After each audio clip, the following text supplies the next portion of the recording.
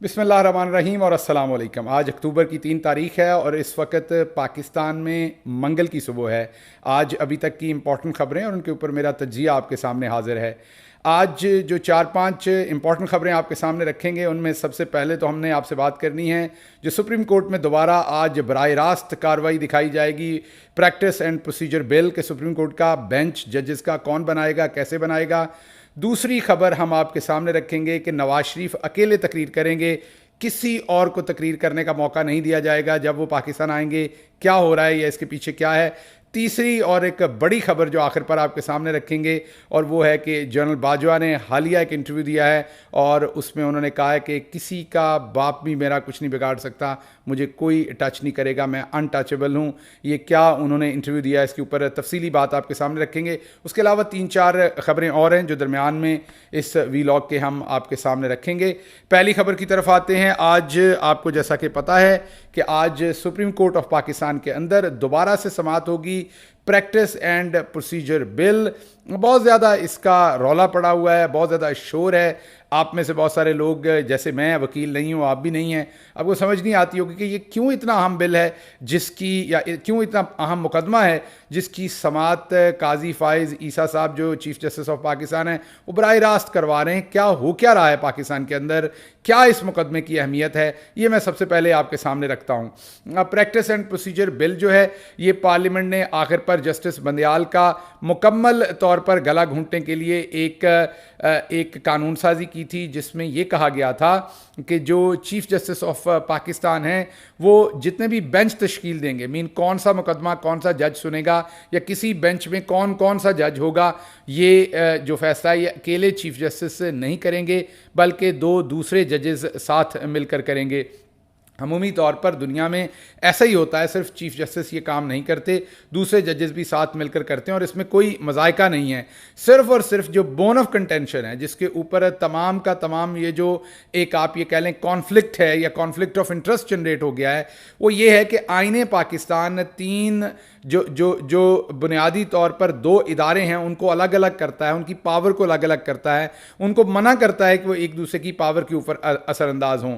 आप सब ने देखा था 9 अप्रैल 2022 को जिस तरीके से जस्टिस बंदयाल ने उस वक्त के डिप्टी स्पीकर कासिम सूरी की रूलिंग को नल एंड वॉइड किया था, उससे आज मुल्क किस आग और खून के अंदर है। इस सब का जिम्मेदार कोई और नहीं है जस्टिस बंदयाल और उस वक्त उनके साथी जजेस ने जो इंटरवीन किया था आइन और कॉन्स्टिट्यूशन के खिलाफ जाकर, पाकिस्तान के आइन के खिलाफ जाकर, जो उन्होंने आइन बिल्कुल अलग अलग करता है, पावर्स पार्लियामेंट की पावर को अलग करता है और सुप्रीम कोर्ट की पावर को अलग करता है, लेकिन सुप्रीम कोर्ट ने इंटरवीन किया था जनरल बाजवा के कहने पर उस टाइम जस्टिस बंदयाल ने, और जो कासिम सूरी डिप्टी स्पीकर थे उनकी रूलिंग को नल एंड वॉइड कर दिया था, वरना मुल्क इलेक्शन में चला जाता, जो भी जीतता उसके रिजल्ट हो सकता है इमरान खान साहब और हम लोग ना जीतते तो हम नताइज जो हैं उनको एक्सेप्ट करते और आज मुल्क इन हालात के अंदर ना होता जिसमें है। तो एक नतीजा तो हमने तब देख लिया था कि जब एक ऑर्गन जो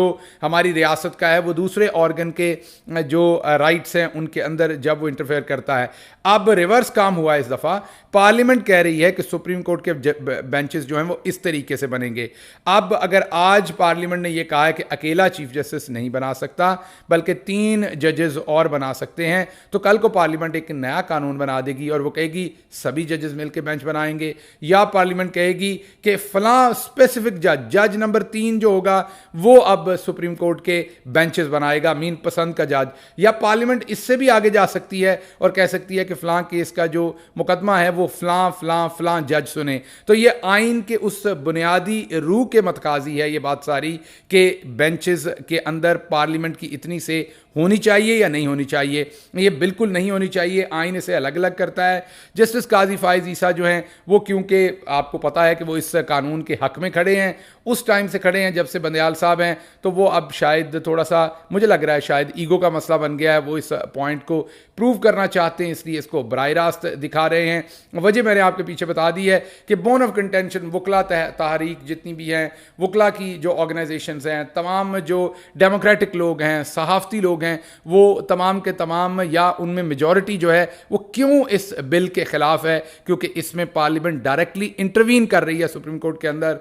पाकिस्तान का आइन ये कहता है कि ना पार्लियामेंट ने सुप्रीम कोर्ट के बिजनेस के अंदर इंटरवीन करना है और ना सुप्रीम कोर्ट ने पार्लियामेंट के बिजनेस के अंदर इंटरवीन करना है। हमने हाल ही में सुप्रीम कोर्ट की एग्जांपल देख ली, जब उन्होंने इंटरवीन किया उसके नताइज क्या निकले हैं। अब अगर हमने पार्लियामेंट को इंटरवीन करने दिया तो उसके नताइज भी इससे बुरे निकलेंगे, अच्छे नहीं निकलेंगे। ये तो है खलासा इस केस का।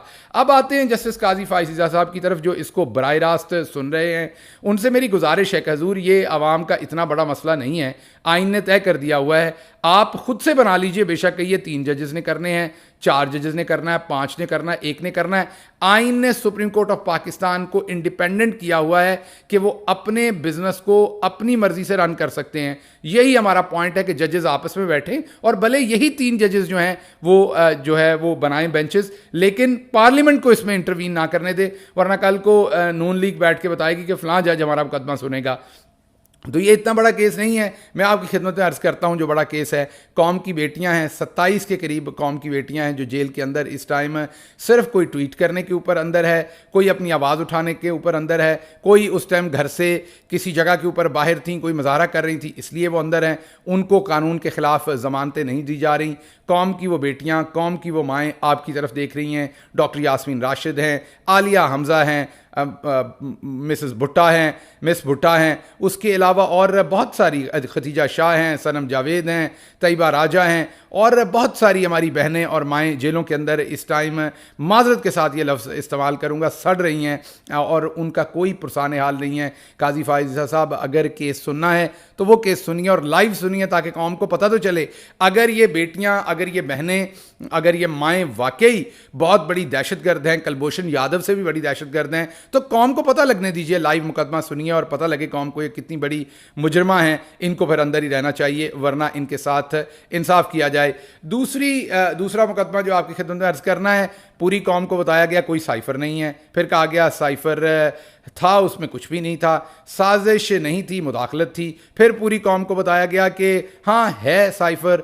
अब कहा जा रहा है बहुत बड़ा सिक्योरिटी डॉक्यूमेंट है, इमरान खान ने तो मुल्क की सिक्योरिटी के ऊपर हमला कर दिया, बगावत कर दी, गद्दारी कर दी। अच्छा जी, हमें तो पता है ऐसा कुछ नहीं हुआ, लेकिन 1 मिनट के लिए इनकी बात मान लेते हैं कि फ़र्ज़ कर लेते हैं कि ऐसा ही हुआ है, तो फिर आप सुनिए ज़रा मुकदमा और बराह रास्त सुनिए इमरान खान का मुकदमा सुप्रीम कोर्ट ऑफ पाकिस्तान में।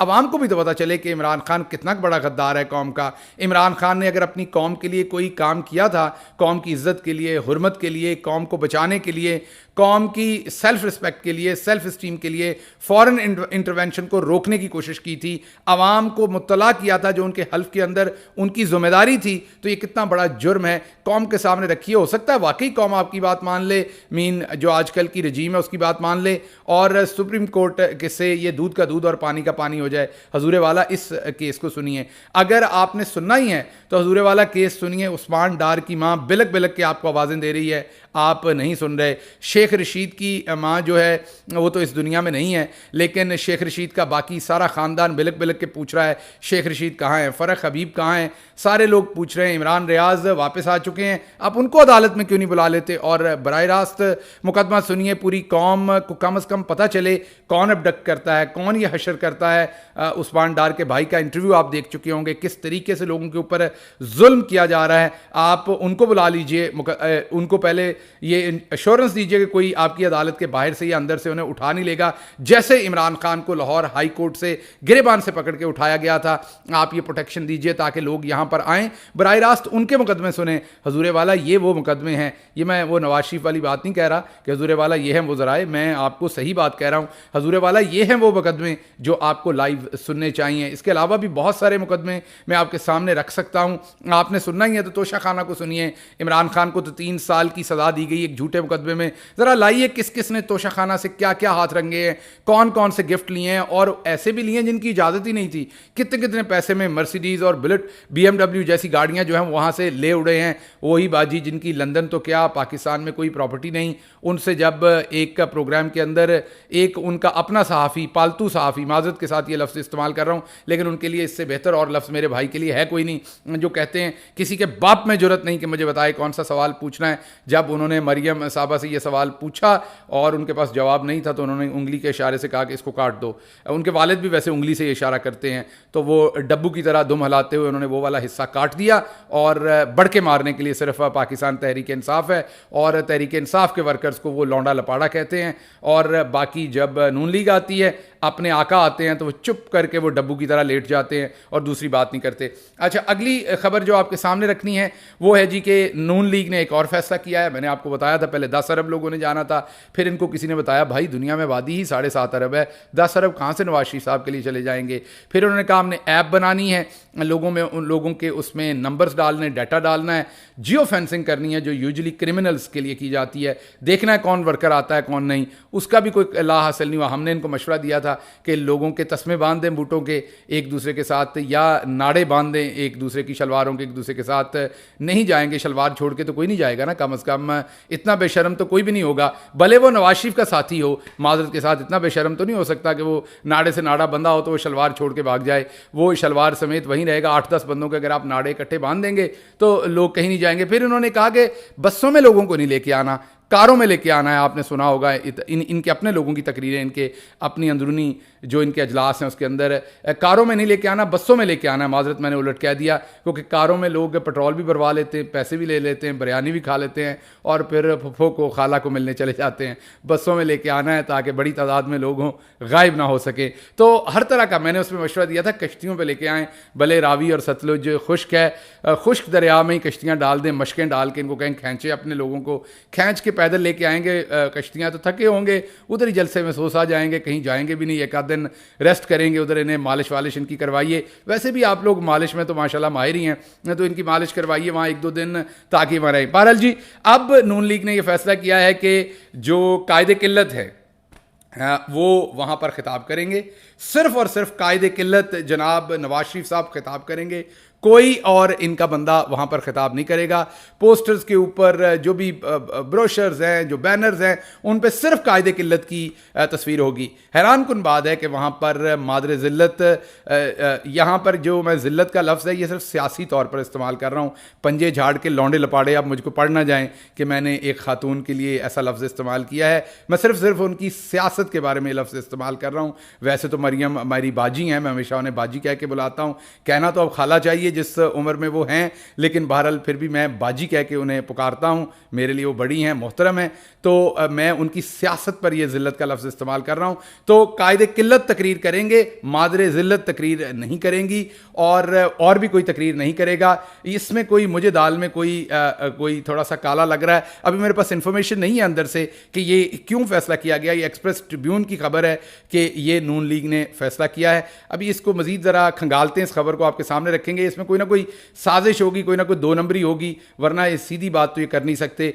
उसके बाद आपके सामने क्विकली ये खबर रखनी है कि पाकिस्तान के अंदर सालाना इन्फ्लेशन जो है वो 31% से ऊपर चली गई है। जी हाँ, 31% से ऊपर इन्फ्लेशन चली गई है। ये अमेरिका, दुनिया का कोई अमीर तरीन मुल्क भी शायद ये वाली इन्फ्लेशन का लेवल जो है वो अफोर्ड नहीं कर सकता, जो पाकिस्तान में गरीबों के ऊपर जो कर दिया गया है। और अब देखना है कि पाकिस्तान के अंदर होता क्या है। इसके बाद आखिर पर आपके सामने एक और ख़बर रखनी है। शाहिद मेतला बहुत ही ज़बरदस्त जर्नलिस्ट हैं, उनकी आप जर्नलिज़म के ज़ाविये से आप डिसएग्री कर सकते हैं, लेकिन यूजुअली दिलेर ख़बरें देते हैं, बोल्ड ख़बरें देते हैं। उन्होंने दोबारा से पहले भी उन्होंने एक दफ़ा जनरल बाजवा साहब के बारे में कि उनकी जनरल बाजवा के साथ बातचीत हुई थी, उसके ऊपर उन्होंने एक प्रोग्राम किया था, बाद में जनरल बाजवा उससे मुकर गए थे।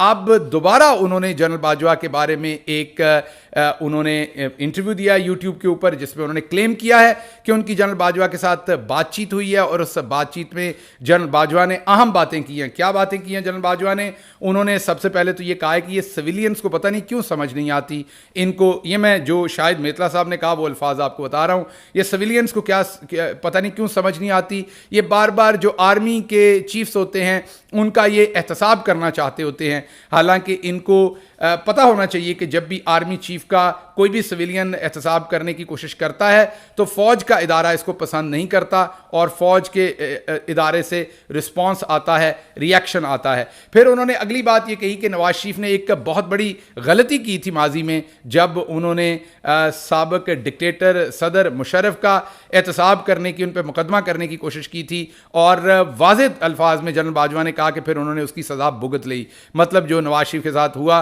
वो जनरल बाजवा का कहना यह था कि उन्होंने उसकी सज़ा फिर वाज़ेह तौर पर भुगत ली। अब वो ये कहते हैं कि अब दोबारा अगर नवाज शरीफ ने मेरे बारे में ऐसे बयानात दिए या मेरे एहतसाब की बात की तो फिर आसिम मुनीर, जो जनरल आसिम मुनीर इस टाइम आर्मी चीफ हैं, उनके ऊपर प्रेशर बढ़ जाएगा और उनके ऊपर जो प्रेशर बढ़ेगा तो वो फिर नवाज शरीफ से उन्हें अपनी मोहब्बत कम करनी पड़ेगी।